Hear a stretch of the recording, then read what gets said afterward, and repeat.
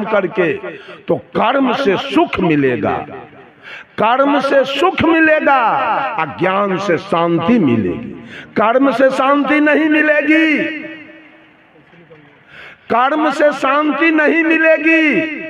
कर्म से केवल सुख मिलेगा, रोटी मिलेगा, कपड़ा मिलेगा, मकान मिलेगा कर्म से, और ज्ञान से शांति मिलेगी। तो एक बात बताइए, सुख बड़ा है कि शांति बड़ा है? आप नीमक रोटी खा के सो जाइए, और घर में यदि प्रेम है, शांति है, तो रात्रि बीत जाएगी एकदम शांति से। और खीर पूरी खा के सोए हैं, 500 बीघा जमीन है, और रात भर आपके घर में दंगल हुआ सास पुतोह में, तो रात कटेगा नरक के समान। के मरेगा और कौन कटेगा, कौन जलेगा, इसकी कोई गारंटी नहीं रहेगी आपके घर। शांति के लिए ज्ञान चाहिए और सुख के लिए कर्म चाहिए। शांति के लिए धर्म चाहिए और सुख के लिए कर्म चाहिए। कर्म करेंगे जीवन सुखी होगा, धर्म करेंगे अविचल शांति प्राप्त होगी। आपके जीवन शांति कर्म कांड से नहीं मिलेगा, शांति ज्ञान से मिलेगा। किसी महापुरुष के निकट में बैठिएगा। एक बार हमारे बगल में, वो दादा के रिश्ता में हमारे लगते हैं, देवेंद्र राय उनका नाम है, ऐसे लोग देवेंद्र दास कहता था। उनका बेटो पटना में डॉक्टर है और पुतोह भी डॉक्टर है पटना में। हमारा दियादी में लगते हैं, हमारे घर के बगल में उनका घर पड़ता है। उनके साथ मैं जा रहा था, उनका ड्यूटी था पूर्वी चंपारण रक्सौल में, रेलवे में अच्छा पद पर सिग्नल विभाग में कार्यरत थे। अब वहीं कबीर पंथ के गुरु भी थे, साहब कहीं जानते होंगे, सोगारत साहब, देवेंद्र साहब नाम था। एक वो लड़का धर्मवीर भास्कर, वो पटना में डॉक्टर है, और उनकी बहू भी पटना में डॉक्टर है। तो हमको कहे साहब चलिए रक्सौल भंडारा, उनकी चलिए। चले गए, मुजफ्फरपुर उतरे, तो इन्होंने कहा कि हम तो रिटायर कर गए, एक मित्र हमारा है टीटी, वो अभी कार्यरत है, चलिए जरा उससे भेंट कर लेते। वो टीटी महोदय आप ही के हाजीपुर के बगल में धरहारा गांव है, वहीं के भूमिहार कुल के थे। उनसे गए भेंट करने, और रूम में गए, दोनों बात करने लगे। हम दरवाजे पर बरामदा पर बैठ गए, तो टीटी महोदय अपना व्यथा इनको सुनाने लगा। साहब जी को दोष, चारों भाई में बंटवारा हो गया, कुछ हेर फेर हो गया, बेईमानी शैतानी हुआ, मारपीट हो गया चारों भाई में, चरचर पच की तब मामला फौजदारी हो गया। अब मेरे ब्रेन में चैन नहीं है, मैं बेचैन होके जी रहा हूँ। दरवाजे पर से कबीर साहब का एक साखी बोल दिए हम ये बात सुन के, कबीर माया बेस्या, कबीर माया बेस्या दोनों की एक जात, आवत को आदर करे जात न पूछे बात। वो टीटी तुरंत बाहर आया और हमको कहा ये साखी हमको लिखाइए। मैंने उसको लिखा दिया, और टीटी ने कहा कि कल मुकदमा वापस होगा, और चारों भाई का झगड़ा लड़ाई कल मैं खत्म कर दूंगा। जब कबीर साहब ने धन को बेस्या से तुलना कर दिया, तो ये बेस्या के लिए अब लड़ाई नहीं चलेगी, बंद हो गया लड़ाई। कहा कल सारा झंझट मैं खत्म करूंगा। बंधुओं, कबीर की वाणी को साधारण विपत्ति काल में याद कीजिए। कबीर को अगर एक लौता बेटा आपका मर गया है और कबीर का एक साखी याद है, तो बेटा वाला मोह ममता और दुख दर्द आपका खत्म हो जाएगा। ऐसे थे सदगुरु कबीर। कबीर के वाणी को साधारण मत लीजिए, कबीर के वाणी को तुलसी के वाणी से तुलना मत कीजिए। किसी के वाणी से कबीर का वाणी तुलना नहीं कर पाएगा। ऐसा अद्वितीय कबीर साहब का चिंतन, कबीर साहब का विचार है। तो मैं थोड़ी सी चर्चा आपके सामने रखा। भारतीय चिंतन धारा के दो दिशा हैं, ज्ञान कांड और कर्म कांड। अभी जो चल रहा है ये ज्ञान कांड है। ये बात सब बताता है पंडित कभी वो कहेगा कटहर के पत्ता लाइए, अरबा चाय लाइए, जौ लाइए, तिल लाइए, नारियल लाइए, गुगुल लाइए, जटामसी लाइए, हवन लाइए, घी लाइए और सुहा करके सबको जलाइए। यही कर्म कांड उनका चलता है। ऐसा सारा दुनिया को अपना पेट के चलते ब्राह्मण सारा सोलकन को फंसा के रखा है। कोई बाभनी रजपूतनी के माथा में जट्टा नहीं फूटा है आज तक। कोई कहे तो बाभनी रजपूतनी भक्ति नहीं बनी, हाथ में छड़ी देखा, लेकिन इस सोलकन के औरत सब हाजीपुर में बेत ले कूदती है गंगा में। इसको पिछोड़ा में 2 डिसमिल जमीन नहीं है बैगन को भी रोपने के लिए, और देवता भट्ट इसके देह पर है। और जिसको 200 बीघा जमीन है, बेटा पति जिसका इंजीनियर डॉक्टर कलेक्टर है, जिसका 3-3 महल का मकान है, जिसका बैंक बैलेंस है, उसके यहाँ देवता का कोई चिंता नहीं। जागम में भगत होता है भुइयां के, भुइहार में भगत देखे, रजपूत में भगता देखे हैं, कायस्थ में भगता देखे हैं, जागम में भगता होता है। एकरा देह पर खाली देवते रहता है। सोलकन में कारिक के भगत होता है और सोखा के भगत, गणिनाथ के भगत, फेकू दयाराम के भगत। भुइहार में भगत नहीं होता है, रजपूत में भगत नहीं होता है, वो इंजीनियर होता है, डॉक्टर और कलेक्टर। भुइहार रजपूत ब्राह्मण की पत्नी शिव चर्चा नहीं करती है, ये सोलकन की पत्नी करती है शिव चर्चा। भुइहार रजपूत ब्राह्मण के बेटी सर पर कलसा नहीं ढोती है, इस सोलकन के बेटी से कलसा ले बउआल घूमती है गाँवे गाँव। हरिंद्रानंद कौन था? हम बराबर मधेपुरा रहते हैं, मधेपुरा में मैंने मठ भी बना लिया है, वहीं रहूंगा। मधेपुरा में एसडीओ था, एसडीओ हरिंद्रानंद जाति का ब्राह्मण है। एक बार चुटकी बजा दिया ब्राह्मण, सारे सोलकन को उलझा दिया। ये अपना जात को नहीं उलझाया है, सोलकन को उलझा दिया। सब सोलकन के पत्नी शिव चर्चा करती। कर्म की प्रधानता है, मैं कर्म नहीं रोक सकता हूं। सारे लोग खेती कीजिए, कर्म नहीं करेंगे तो भोजन कहां से मिलेगा, कपड़ा कहां से मिलेगा, बेटा बेटी का पढ़ाई कैसे होगा, माँ बाप का सेवा कैसे होगा, खेत कैसे खरीदाएगा, मकान कैसे बनेगा, माँ बाप का सेवा कैसे होगा, गाड़ी घोड़ा कैसे खरीदाएगा। कर्म की प्रधानता है। खेसारी लाल यादव, दिनेश लाल यादव, विजय लाल यादव निरहुआ कर्म किया, भोजपुरी पूरी फिल्म बनाया, आज अरबों खरब कमा लिया, चैन से जी रहा। अमिताभ बच्चन, हेमा मालिनी, शाहरुख खान, सलमान खान, ये सब सिनेमा में रुपया कमाया अरब खरब, चैन से जी रहा है। सचिन तेंदुलकर, सुनील गावस्कर, कपिल देव, रोहित शर्मा, विराट कोहली, वीरेंद्र सहवाग, क्रिकेट में रुपया कमाया, आराम से जी रहा है। मधेपुरा जिला के सियाराम यादव है, उन्हीं का ये शोभा सम्राट थिएटर सियाराम यादव का है मधेपुरा, जो जनता दल यू के जिला अध्यक्ष, और उनकी पत्नी मीलन देवी, उनके हम मैं कई एक बार सत्संग में गया, उनकी पत्नी जिला परिषद के अध्यक्ष थी, अभी नहीं। अभी वहां के बउआ यादव हैं, जिनकी माँ मधेपुरा जिला के जिला परिषद के अध्यक्ष है। और बउआ यादव के परिवार में आप लोग नहीं मानेंगे ना, 12 वो जिला परिषद सदस्य है जीता हुआ, बउआ यादव के परिवार में 12 जिला परिषद सदस्य हैं, जिता लिया उन्होंने। गिनिएगा, ससुर को जिता लिया, सास को जिता लिया, साला को जिता लिया, सरोज को जिता लिया, सारू को जिता लिया, सरुआइन को जिता लिया, अपने जीत गया, माँ को जिता लिया, पत्नी को जिता लिया। अरे कुमारखंड ब्लॉक में एक यादव है परमानंद यादव, अभी 1200 बीघा जमीन उनके पास है, उसको जाके हरा दिया।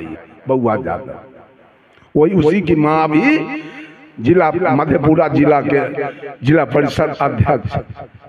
वो सियाराम यादव शोभा सम्राट थिएटर जो सोनपुर में आता है उसको चला करके 100 बीघा जमीन खरीद ली, पेट्रोल पंप बैठा दिया मेहनत करके शोभा सम्राट थिएटर।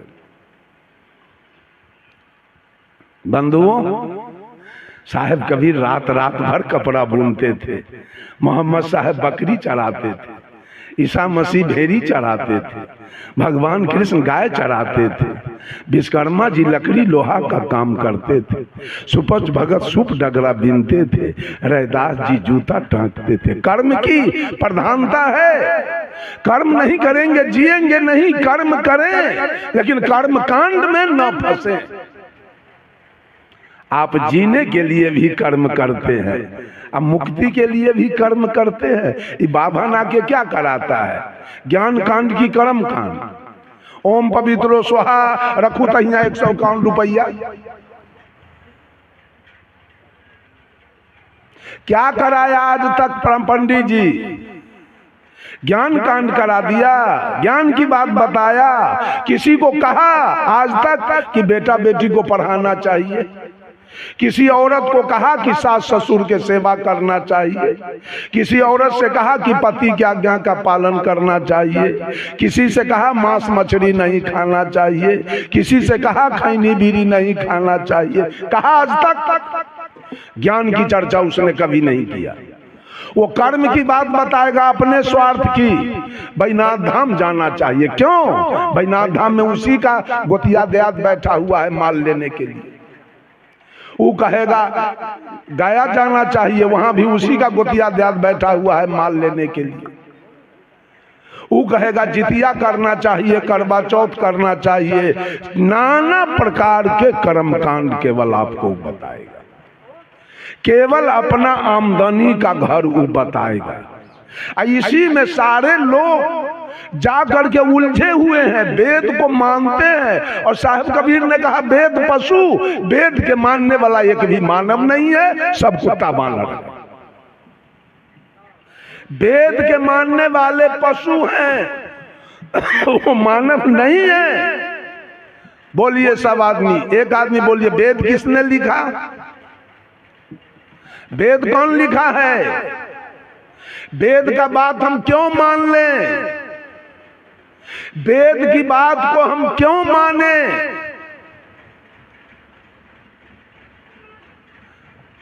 अगर पूरे विश्व के अंदर साहब कबीर ने कहा झगड़ा एक बरो हो राजा राम, जो निर्वारे सो निर्वाण,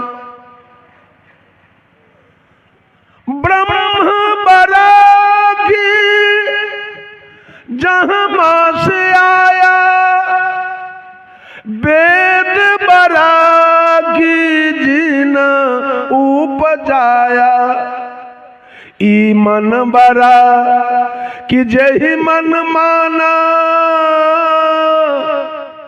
राम बरागी राम ही जाना, भर में कबीरा फिरे उदास, तीर्थ बरागी तीर्थ के दास। साहब कबीर कहते हैं दुनिया के लोग झगड़ा एक बरो हो राजा राम। सदगुरु कबीर ने राजा किसको कहा? इस धरती तल पर सबसे श्रेष्ठ प्राणी कौन है? मानव। मानव को सदगुरु कबीर ने राजा कह के पुकारा है। सारा अधिकार तुम्हारे हाथ में है, इसलिए मनुष्य को कबीर साहब ने राजा कहा। 4 प्रकार के जीव धरती तल पर निवास करते हैं। इसी को परोक्ष रूप से हम 84 कहते हैं। 4 माने 4 और राशि माने खानी, अंडज पिंडज उष्मज और मानव, यही 4 प्राणी हैं। अब इनकी निश्चित जनसंख्या क्या है वो हम नहीं जानते हैं, बहुत गवैया लोग जानता है। इस चारों में मानव श्रेष्ठ है। आपको सदगुरु कबीर ने राजा कह के पुकारा है। झगड़ा एक बड़ो हो राजा राम, ओ राजा इस धरती तल पर, इस अवनी तल पर एक बहुत बड़ा झगड़ा लग गया।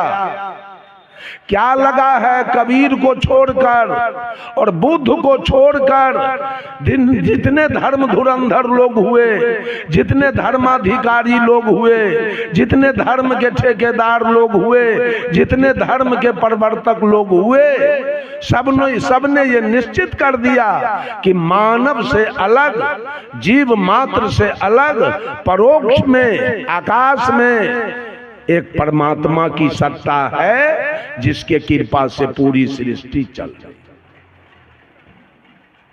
उसी परमात्मा के कृपा से खेती बाड़ी, बिजनेस, व्यापार, नौकरी चाकरी, माल मवेशी, बेटा बेटी, पढ़ाई लिखाई, रात दिन, अतिवृष्टि अनावृष्टि, ऋतु परिवर्तन, मन धरती तल पर जितने भी कार्य हो रहे हैं वही परोक्ष ईश्वर की कृपा से। और वो ईश्वर कैसा है? जिस ईश्वर के कृपा से सारे कार्य हो रहे हैं वो ईश्वर कैसा है? वो ईश्वर सर्वत्र है, एक तिल खाली नहीं है ईश्वर से, हर जगह है। मैंने उस आदमी से पूछा इसका मतलब ईश्वर वेश्यालय में भी है, ईश्वर चोरी में भी है, ईश्वर डकैती में भी है, ईश्वर दारू के भट्टी में भी है, ईश्वर गाय कटती है वहां भी है, ईश्वर जहां बकरी कटती है वहां भी है, जहां बलात्कार होता है वहां, जब तिल भर जगह खाली नहीं है, इसका मतलब सारा कुकर्म ईश्वर करवा रहा है।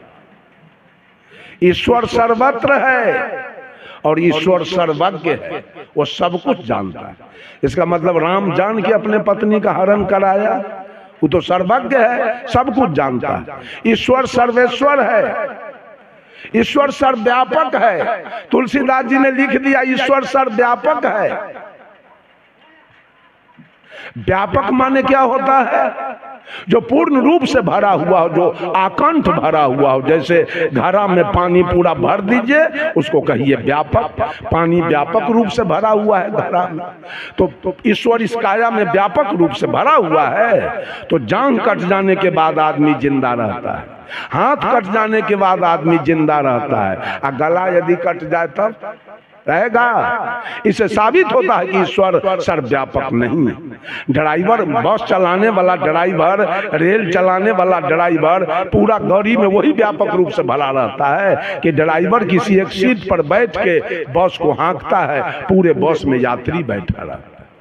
उसी प्रकार से परमात्मा की सत्ता काया के किसी एक बिंदु पर बैठ करके ई काया को चला रहा है। वो व्यापक नहीं है। परमात्मा सर्वत्र नहीं है, परमात्मा सर्वज्ञ नहीं है, परमात्मा सर्वेश्वर नहीं है, परमात्मा सर्वव्यापक नहीं है, परमात्मा सर्वगुण संपन्न नहीं है, परमात्मा सर्वशक्तिमान नहीं है, परमात्मा सर्वांतर्यामी नहीं है, परमात्मा सार्वभौम सत्ता संपन्न नहीं है। ये गद्दार लोगों ने इस बात को बोला है। परमात्मा कहीं बाहर में है ही नहीं, तो सर्वशक्तिमान कैसे होगा? वो सर्वगुण संपन्न कैसे होगा? और परमात्मा अगर सर्वशक्तिमान है तो सीता के हरण क्यों हुआ? परमात्मा जब सर्वशक्तिमान है तो 16वीं शताब्दी में मोहम्मद गजनी जब सोमनाथ के मंदिर पर चढ़ाई किया, वहां के लोगों ने पंडा पुजारी से कहा कि तैयार हो जाइए, मोहम्मद गजनी आ रहा है लूटने के लिए। परमात्मा, वो पंडा पुजारी कहा कि आप चुप हो जाइए, परमात्मा में उतना शक्ति है कि मोहम्मद गजनी से फरियाद लेगा। परिणाम हुआ कि पूरा देवी देवता दुर्गा काली के नाक कान चीर के सब सोना चांदी निकाल के मोहम्मद गजनी चला गया और परमात्मा आपका देखता रह गया। जब 1392 ईस्वी में तैमूर लंग 99,000 सेना लेकर आया और दिल्ली के लाल किला पर चढ़ाई किया। 1 लाख हिंदू का सर काट करके और लाल किला पर बैठ के ईद का नमाज पढ़ाऊ। कहाँ गए आपके भगवान, कहाँ बैठे थे? 1 लाख हिंदू का गला कट गया, उड़ा दिया तैमूरलंग। कहाँ गए थे भगवान उस समय? ये सारे लोग हनुमान के लड्डू खाने वाले हैं, हनुमान के लड्डू खा रहे हैं। एक पंडित जी थे, एक मौलवी जी थे, एक पादरी जी थे और एक जादव जी थे। चारों में दोस्ती हो गई। यही सोनपुर मेला लगा हुआ था। चारों दोस्त कहीं घूम रहे थे, एक दिमाग में बात आई कि भाई सोनपुर मेला लगा है, चलिए हम लोग देखें। चल दिया। उस समय गाड़ी घोड़ा नहीं थी, पांव पैदल चल दिया चारों। सोनपुर आते आते कोन्हारा घाट 9-10 बज गया रात। पंडित जी ने कहा कि अभी हम लोग अब उस पार हरिहर क्षेत्र नहीं जा पाएंगे, रात्रि विश्राम करो यहीं कोन्हारा में। चलो किसी मठ पर कुछ भोजन बनाओ, भोजन करें, विश्राम करें, कल सवेरे उठ के हरिहर क्षेत्र का प्रस्थान करेंगे। कहा ठीक तो है, चला जाए। एक मठ पर गए और पंडित जी ने कहा भात बनाओगे, दाल बनाओगे, सब्जी बनाओगे, भुजिया बनाओगे, पापड़ बनाओगे, तिलौरी बनाओगे। बहुत समय 10 बजिए रहा है, 2:30-3 बज जाएगा भोर। खाते खाते 4 बजेगा। सोओगे कब और जाओगे कब? इससे अच्छा है कि कम समय में जो भोजन बने उस भोजन को बनाओ कि हम लोग तुरंत खा के सो जाए। जादव जी झट से कह दिए फिर तस्मई बन जाए, दूसरा कुछ बनाना नहीं पड़ेगा। झटपट में एगो पाक तस्मई बनेगा और सब लोग खा के बिछावन पकड़ लेंगे। जादव जी की बात पास हो गई। पंडित जी ने जादव जी से कहा जादव जी आप दूध खरीद के ले आइए। मौलवी को कहा चावल, चीनी, गरी, छोहारा, मुनक्का खरीद के ले आइए। पादरी जी को कहा आप जलावन और पानी ले आइए। तीनों जने गए, तीनों सामान लाने। तब तक पंडित जी मठ को बहार सोहार के तैयार किया, सारे सामान आ गया। पंडित जी सोचा सबसे बड़का जात तो हम हैं, हम ही क्यों नहीं तस्मई बनावे। जादव जी को, मौलवी जी को, पादरी जी को, तीनों को कहा आप लोग बैठ जाइए, अब मैं तस्मई बनाता हूँ। वो तीनों बैठ गए और ये तस्मई बनाना शुरू किया। तस्मई बन गया। पंडित जी ढक्कन से ढक के तस्मई उतार के रख दिया और जादव जी और मौलवी जी और पादरी जी से कहा आप तीनों थाली लेके बैठिए, अब मैं परस के खिला देता हूँ, बाद में मैं भी खा लूंगा। जादव जी, मौलवी जी, पादरी जी थाली लेके बैठ गए। पंडित जी डेगची उठाए गए परसने के लिए, ढक्कन हटाए, करछुल भिराए। तस्मई तो अभी गर्मे था, उसका वाष्प जो निकला वो पंडित जी के नाक में स्पर्श हुआ। इतना गमक रहा था वो तस्मई, इतना बेजोड़ बना हुआ था। पंडित जी को लोभ हो गया, ओहो इतना बढ़िया तस्मई बना के आई जादव जी को, मौलवी जी को, पादरी को कैसे खिला दे। लगाते हैं कोई फेरी और सब तस्मई हम अपने खा जाएंगे। कहा सुनिए, एक एक करछुल तस्मई सब लोगों को मिलेगा, हम भी एक एक करछुल खाएंगे। सारा तस्मई स्टॉक पर हम सिक्का पर रख देते हैं। अकल भोरे उठ के जो सबसे बढ़िया सपना दिखाएगा वही सारा तस्मई खाएगा। एक एक करछुल तस्मई जादव जी को, मौलवी जी को, पादरी जी को मिला। तीनों खा के उठ गए। पंडित जी भी एक एक करछुल खाए। चारों चले गए बिछावन पर। पंडित जी सो गए, पादरी जी सो गए, मौलवी जी सो गए और जादव जी को तो एक करछुल से कुछ नहीं हुआ। ई बेचारे बिछावन पर छटर पटर कछर मच्छर कर रहे थे। जादव जी को नींदे नहीं आ रही थी।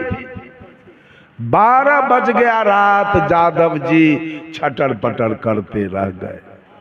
जब 12 बज गया रात, नींद नहीं आई, तो जादव जी उठे और सीका पर से देगची उतारे और पूरा देगची के तस्मई वृंदावन बिहारी लाल, पूरा तस्मई खा गए।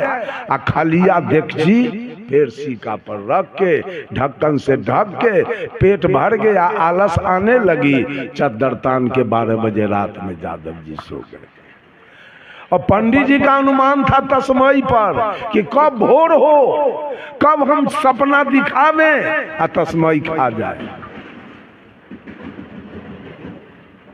2-2:30 बज गया रात, पंडित जी जग गए। चूंकि ध्यान तो था तस्मई पर, मौलवी को जगाया, मौलवी साहब आपका सपना कैसा है? मौलवी ने कहा मेरा, अरे मैं तो 5वां आसमान में अल्लाह के साथ सैर कर रहा था। पंडित जी कहे अब इससे तस्मई बचना तो मुश्किल है, अब इससे बड़ा सपना क्या होगा जो 5वां आसमान में अल्लाह के साथ सैर करे। पादरी को जगाया, बोलिए पादरी जी आपका क्या सपना है? कहा हम तो 7वां आसमान में ईसा मसीह के साथ थे। कहा ओ गया मौलवी अब फक्का में, इधर एकरो से 2 आसमान बढ़ा दिया। इस 7वां आसमान में था ईसा मसीह के साथ, तो तस्मई तो इसका हो गया, पादरी का। अब मौलवी पूछा पंडित जी से, पंडित जी और आपका सपना कैसा है? ये खड़े झूठ बोल रहा है पंडित जी। साहब कबीर कहे ब्राह्मण भक्त न बेस्या सती और सोनरा सांच न ये को। बाभन कभी भक्त नहीं हो सकता है, वो अहंकारी जात है, उछलिया है, वो बेईमान है। उसको लोग प्रणाम पंडित जी कहता है और दुनिया को पार उतारने का ठेका वो लिया। साहब कबीर कहे बाभन को कभी मुक्ति नहीं मिलेगा, और न सोनार को मिलेगा और न बनिया को मिलेगा, ये तीनों को नहीं मिलेगा। बनिया कितनो ईमानदार होगा तो उनका डंटी मारिए देगा, अकायत कितनो ईमानदार, ये सोनार कितनो ईमानदार होगा तो तनका चोर होबे करेगा निश्चित रूप से। क्या हुआ? पूछा आपका सपना कैसा है पंडित जी? इन्होंने क्या कहा? हरा हरी झूठ बोल गया। हम तो क्षीर सागर में थे, विष्णु हमारे सिरहन्ना में बैठे हुए थे और लक्ष्मी हमारी पैर दबा रही थी। कहा वाह, इस सब करेजा में मुक्का मार लिया। अब इससे बढ़ के सपना एक बात है, तस्मई हो गया पंडित जी के। अब पता नहीं है ये अनुमान के लड्डू खाते हैं और जादव जी अनुभव कैले सूतल। सवेर हो गया, 7 बज गया दिन, अब जादव जी फोंप काटे, उनको कौन हड़बड़ी है? तस्मई तो गायब है, हड़बड़ी तो ये तीनों के है। 7 बजे पंडित जी देखे मौलवी वाला हिस्सा हमारा हो गया, पादरी वाला हो गया, एक हिस्सा मेरा है, तो 3 हिस्सा के मालिक हम हो गए। एक के हिस्सा का मालिक नहीं, जादव जी सोया हुआ है, इससे भी जगा के पूछ लेते हैं, एक के बेर पंगत लगाएंगे। कहा कि ओ जादव जी, ओ जादव जी, अरे जगिए सवेरा हो गया। जादव जी उठ के बैठ गए। कहा मौलवी की तरफ से तस्मई मेरा हो गया, पादरी के तरफ से भी हो गया, एक हिस्सा मेरा है, तो 3 हिस्सा का मालिक हम हुए ना। तो जादव जी कहा एक के हिस्सा ना आपका है? तो कहा जी, आप भी अपना सपना बताइए कि हम एक बेर पंगत लगाएंगे। जादव जी कहा पंडित जी हमारा सपना तो कहने लायक नहीं। कहा कुछ तो कहिए। कहा क्या कहें? आप सोए हुए थे, ये पादरी सोया हुआ था, ये मौलवी सोया हुआ था, ये कड़ा कड़ा मोच वाला आदमी इतना मोट के लाठी लेके आया और हमको जगाए, उठो। हम जग गए और उसका मोच देखे और लाठी तो हमारा था प्राण सूख गया देख के।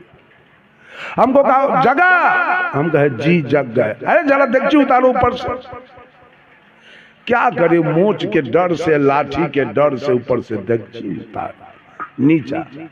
उतार दिए तो हमको कहता है खाओ। हम कहा कि हम नहीं खाएंगे, चार दोस्त हैं, हम चारों का हिस्सा है, सवेर में मार हो जाएगा, हम नहीं खाते होगी, हम लाठी चलावे अभी। पंडित जी पेट तो हमको 1/4 में बढ़ गया, लेकिन मोच के डर से और लाठी के डर से लागल सारा तस्मई हमको खाना पड़ा। यही तो हमारा सपना है। कहा बेवकूफ कहाँ के, जिस समय मोच वाला आया, लाठी वाला आया, उस समय हम लोगों को जगा लेना चाहिए ना। यादव जी कहा आप तो कमाल की बात करते हो पंडित जी, ये मुसलमान ना 5वां आसमान में सुतल सैर कर रहा था, पादरी 7वां आसमान में था, आप क्षीर सागर में थे। अभी जगाने हम 5वां आसमान जाते कि 7वां आसमान जाते कि क्षीर सागर जाते कि डंटा खाते कि खीर खाते। इस सारा दुनिया अनुमान का लड्डू खा रहा है। भगवान पूरब में है, भगवान पश्चिम में है, भगवान उत्तर में है, भगवान दक्षिण में है, भगवान आकाश में है, भगवान धरती पर है। कहां कहां है? कबीर साहब एक महिला से पूछे, कहो रे सखी एक बात कहूं। ऐ सखी एक बात पूछ रहा हूं। क्या पूछिए? कहाँ खसम ठहरायो जी। सखी तेरा दुल्हा कहाँ रहता है? दुल्हा मीन्स परमात्मा। तेरा दुल्हा कहाँ रहता है? तेरा परमात्मा कहाँ है? तो सखी कहती है आकाश में ऊपर। कहाँ है दुल्हा? आकाश में। तो साहेब कबीर का है दुल्हा आकाश, और दुल्हन कहाँ है? दुल्हा आकाश में है और दुल्हन कहाँ है? दुल्हा आकाश पताल में दुल्हन कैसे कछो मेटायो जी। दुल्हा हो पंजाब में और दुल्हन हो कैथोलिया में, क्या को बाल बच्चा होगा? दुल्हा है आकाश में और दुल्हन सब है धरती पर। क्या वो काम बनने वाला है? दुल्हा से बनेगा कुछ? है बनने वाला? सब आदमी गुलाम बन गया है पंडित के। ये सारे गुलाम बैठे हैं, मालिक नहीं बैठे हैं, ये सारे गुलाम बैठे हैं। ये वेद के गुलाम हैं और पंडित के गुलाम है, दोनों के गुलाम बैठे हैं।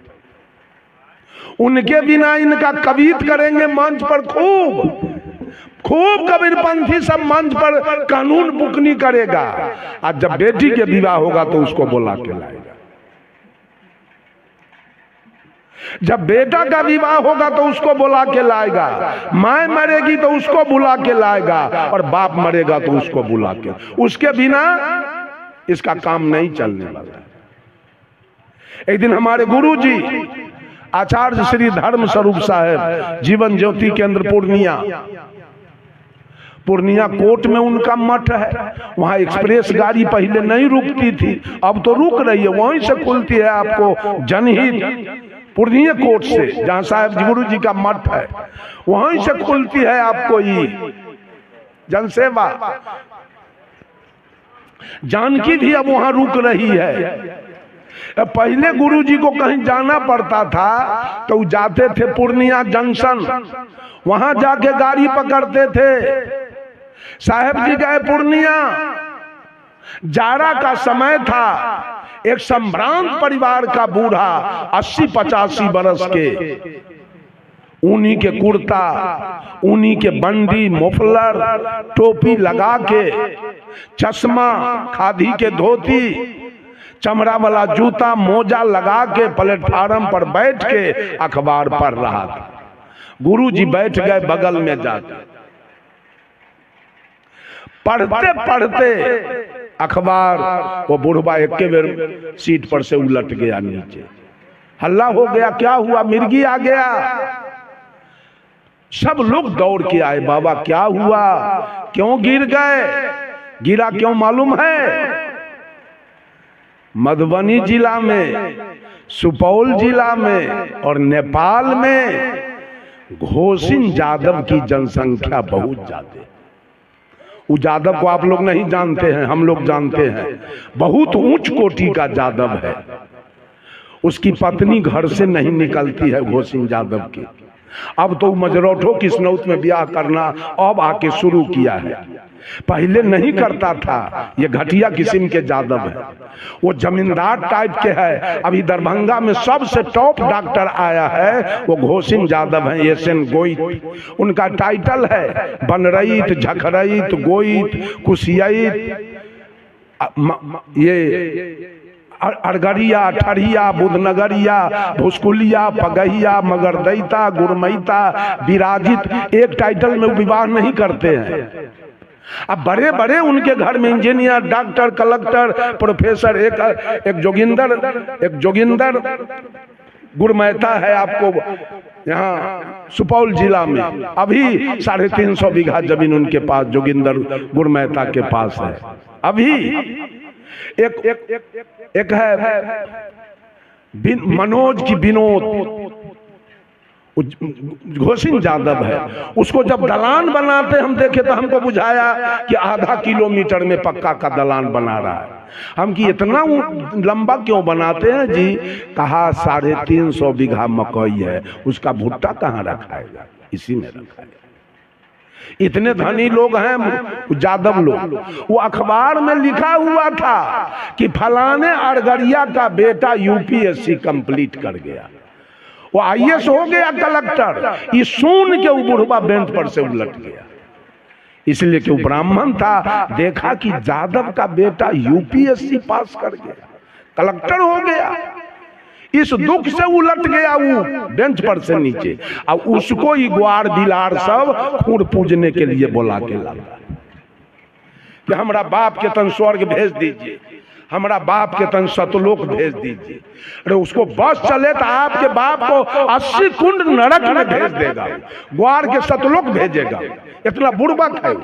सोलकन को भेजता है सतलोक, अब बैकुंठ और स्वर्ग में। ये कबीरपंथी सब नहीं सुधरने देगा देश दुनिया के। बाम से भला सुधार देगा, लेकिन कबीरपंथी से नहीं सुधरने वाला। मैं जाता हूं बाम सेफ के कार्यक्रम में, बराबर भागी लेता हूं बाम सेफ में, हर जगह जा जा करके। वो सुधार देगा देश को, लेकिन कबीरपंथी अपना लोभ के चलते नहीं सुधरने देगा कबीर मत को कभी। बंधुओं, मेरा समय तो कुछ बेसी हो गया होगा ना, 5 मिनट बेसी हुआ है। अच्छा, रात में फिर होगा समय। अभी मन संचालक के मर्यादा का रक्षा कीजिए, पालन कीजिए। बंधुओं, कभी ऐसा नहीं होने वाला।